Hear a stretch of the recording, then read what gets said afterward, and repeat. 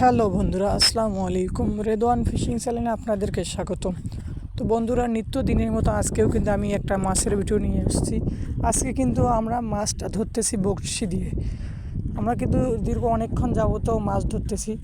তো আমরা মাছ ধরতে ধরতে কিন্তু হঠাৎ করে আমার বড়শিটা ঠোক মারছিল, আমি উঠাইছি, দেখতেছি পাইনি।